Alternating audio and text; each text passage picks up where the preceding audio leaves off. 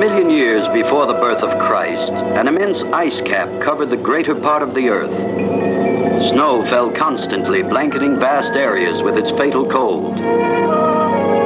Unable to survive in the terrible conditions that nature had imposed on them, hordes of prehistoric animals and primitive human beings perished. There was no shelter to protect them from the freezing temperatures, and the search for food grew progressively harder until it was impossible to escape starvation. But in the face of these incredible hardships, a few groups of men did escape to continue the struggle for survival and to defend themselves against the common enemies of cold, monstrous wild beasts, and the treachery and greed of other men. They formed themselves into tribes, founding the beginnings of a civilized society. However, they were still no more than nomad hunters, dependent on skill and primitive weapons for their existence. And wandering over the earth, they settled wherever an acceptable place to live could be found. And in spite of all they had suffered, it was to the forces of nature that they turned for guidance. Appointing one of their number a priest, they worshipped whichever of the elements they believed responsible for their survival. One such group was the tribe of Dorak, a benign, wise chief who was leading his people south, seeking refuge in new and warmer lands where they could live and multiply in peace.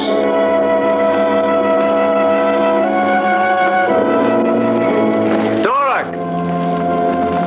Father, the frozen wastes are finished. Yes, the sun god has guided us on our march, Idar. Forward!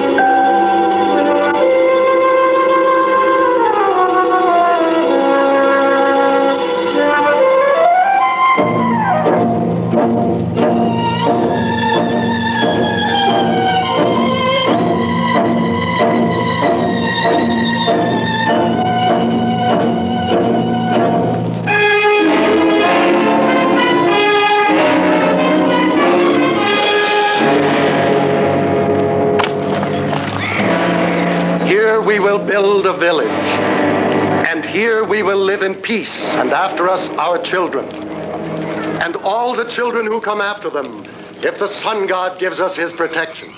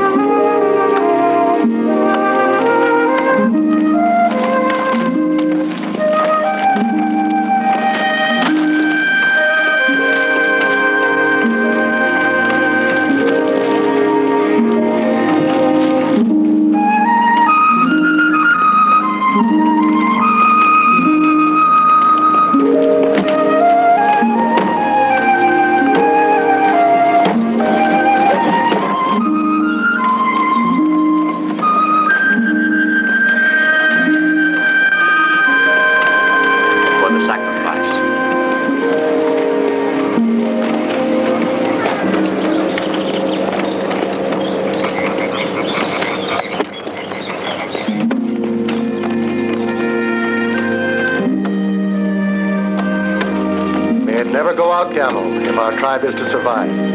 Don't worry, Dorak. Presently they will have finished building our village. And your son Idar must make up his mind to choose a woman. I think he's already done that. Idar, you are the son of Dorak. And one day you will be chief of the tribe. It's your right to choose the woman you want, but I can't wait forever. You must decide, or I'll have Why to... can't you be quiet? It got away. But answer me first, Idar. I asked you when you'll choose your woman. I'll pick when it pleases me. And perhaps it won't even be you. You're a fool to talk like that. I promised you I'd wait.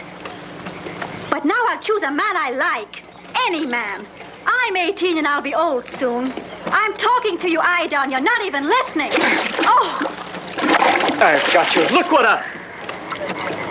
Hey, where are you going? Raya.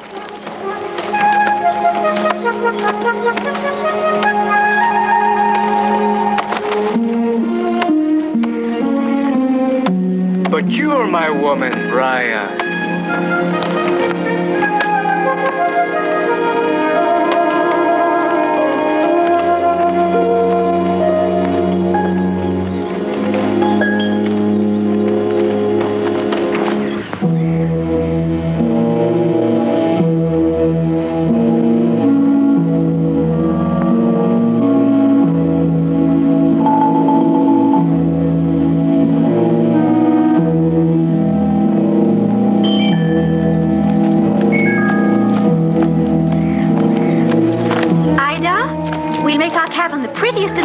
Of course we will. Will it be ready for the day of our marriage, Ida? The sun our God must appear 3 times. We've plenty of time, Raya. When your blood mingles with mine, I'll be the happiest girl under the sun.